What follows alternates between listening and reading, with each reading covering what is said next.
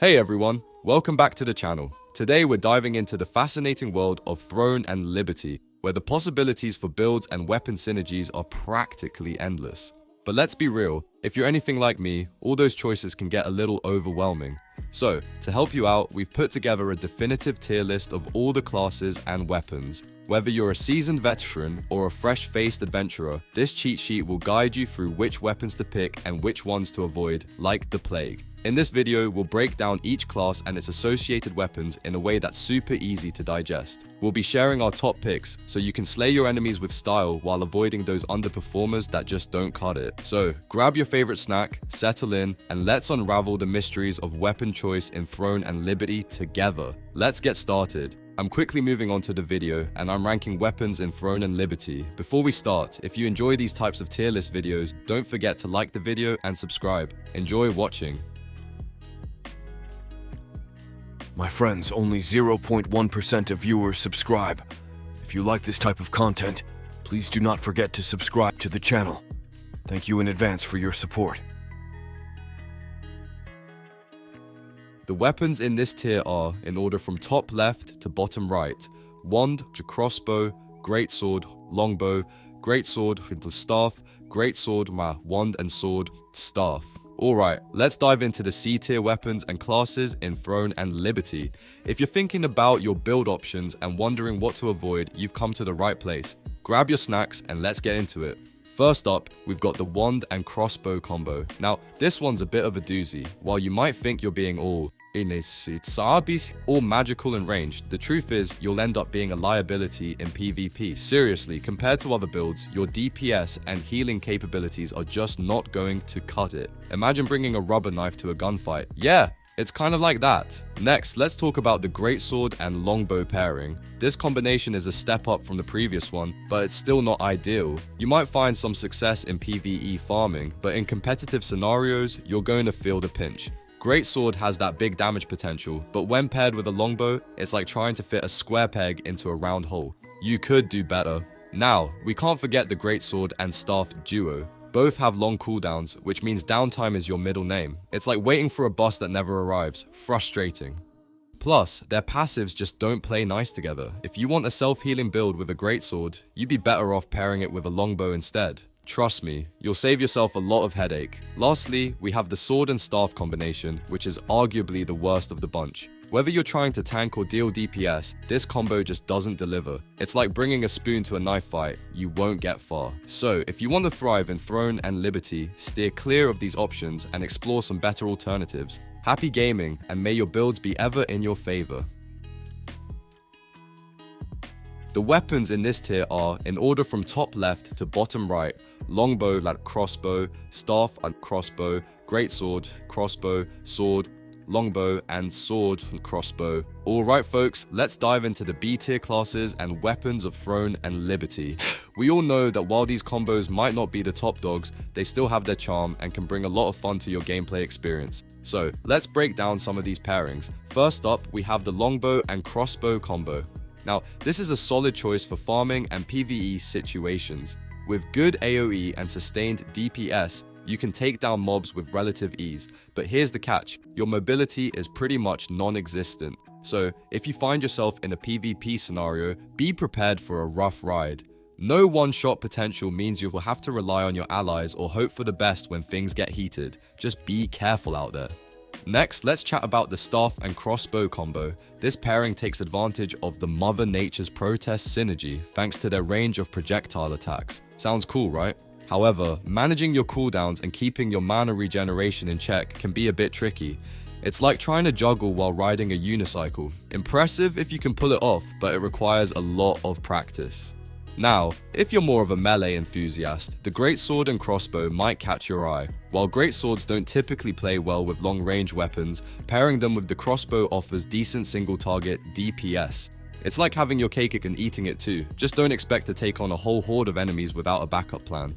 Moving on, the sword and longbow is a tank/support setup that has its moments, but let's be real, it's not the best out there. Similarly, the sword and crossbow can work for PvE tanking, but you'll quickly find it lacking compared to other combos. So while these B tier options might not be the cream of the crop, they each bring unique playstyles that can fit various situations. Whether you're in it for the AoE damage, the supportive role, or just enjoying the synergy, there's something here for everyone. Just remember to know your strengths and weaknesses, and have fun experimenting with different builds. The weapons in this tier are, in order from top left to bottom right: longbow after dagger, longbow staff, wand on staff, wand on dagger, sword with wand and sword and dagger. Alright, let's dive right into the exciting world of throne and liberty and talk about some A tier classes and weapons that can really turn the tide in your battles. So, buckle up, because we're exploring some killer combos that can elevate your gameplay. First up, we have the longbow dagger combo. Now, while the crossbow dagger might seem flashy with its burst damage, the longbow dagger really shines when it comes to large-scale PvP. Why? Well, this duo packs a punch with plenty of AoE skills and utility, making it fantastic for those epic battles where you need to hit multiple targets at once. Sure, your single target damage isn't going to break any records, but when it comes to crowd control, this combo is a solid choice. Next on our list is the longbow/staff combination, which arguably takes the crown for large-scale PvP and farming. With insane AoE damage and impressive range, you'll feel like a total powerhouse. Picture yourself raining down arrows on your enemies from a distance while your staff brings in the big AoE damage. But a little heads up, when it comes to single target DPS, you might find that the longbow staff doesn't quite measure up to the crossbow's dagger. Still, it's a great pick for clearing mobs or dominating in those large PvP skirmishes. If you're leaning towards a support role, then look no further than the wand-staff combo. This pairing isn't just about keeping your allies alive, it also brings significant AoE damage to the table. It's a fantastic option for solo farming and leveling up your character.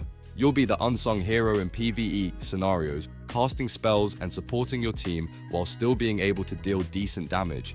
The wandrish staff is perfect if you love playing a crucial role without being directly in the line of fire.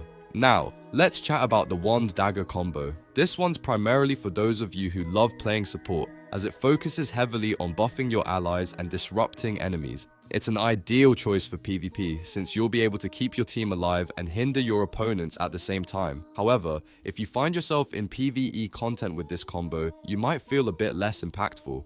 But hey, if support is your jam, the wand dagger is definitely worth considering. Moving on, we have the sword-wand combination. This duo is all about self-sufficiency. As a frontliner, you get a nice blend of tankiness, crowd control, healing, and AoE damage. However, if your team already has a designated healer, this combo might not bring as much value as you'd hope, especially when compared to the sword-greatsword combo. But if you love being right in the action and supporting your team while dealing damage, sword-wand can definitely hold its own. Last but not least, we have the sword and dagger combo. This is hands down one of the best choices for both small and large scale PvP. With incredible mobility, sustain, and the crowd control, you'll be a frontline disruptor that your enemies won't forget anytime soon. Whether you're diving into a large brawl or sneaking around for some cheeky kills, this combo delivers immense value, allowing you to dance around the battlefield while causing chaos among your foes. And that wraps up our exploration of A-tier classes and weapon combos in Throne and Liberty. Each of these combos brings something unique to the table, so whether you're a support player or a frontline disruptor, there's definitely a build for you. Happy gaming! The weapons in this tier are, in order from top left to bottom right: sword, greatsword, staff, dagger, greatsword, dagger, wand, longbow, and crossbow, dagger. Alright, let's dive into the awesome weapon combos you can find in Throne and Liberty. We're talking about some S-tier classes that not only look cool, but also pack a serious punch in both PvE and PvP. So grab your gear and let's get right into it. First up, we have the dynamic duo of the sword and greatsword. This combo is the ultimate tank in the game, and honestly, you can't go wrong with it. Whether you're battling it out in dungeons or facing off against other players, you'll find that the sword and greatsword are indispensable. Their AoE skills are fantastic for farming too, letting you clear waves of enemies with ease. It's like having your cake and eating it too. Defensive and offensive capabilities all in one package. Next, let's talk about the staff and dagger combo. This one is a fan favorite, as it blends long-range AoE magic with the sneaky finesse of a dagger. Imagine being a mage assassin. You can deal serious burst damage while also providing amazing utility to your team. This combo is perfect in both PvE and PvP scenarios. Whether you're blasting away at enemies from a distance or darting in for that quick stab, you'll definitely feel like a powerhouse. Now, if you're more into small-scale PvP, the greatsword and dagger combo is where it's at. This setup focuses on high mobility and chaining crowd control on your opponents. The playstyle is pretty straightforward. Dash in, unleash your combos, and watch your enemy's health drop from 100 to 0 in no time. The downside, your PvE potential isn't as stellar as some other combos, but hey, who needs to farm when you can dominate in PvP?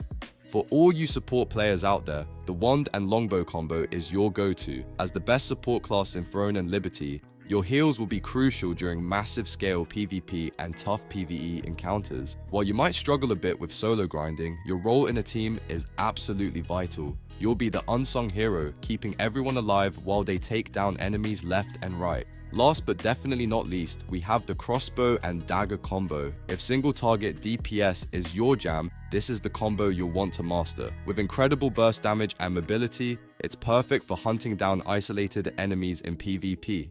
The synergy between the crossbow's precision and the dagger's quick strikes makes it an OP choice for those intense battles. You'll be racking up those kills before your opponents even know what hit them. So, there you have it. Each of these S-tier combos brings something unique to the table. Whether you prefer to tank, support, or deal damage, there's a perfect weapon combination for your playstyle in Throne and Liberty.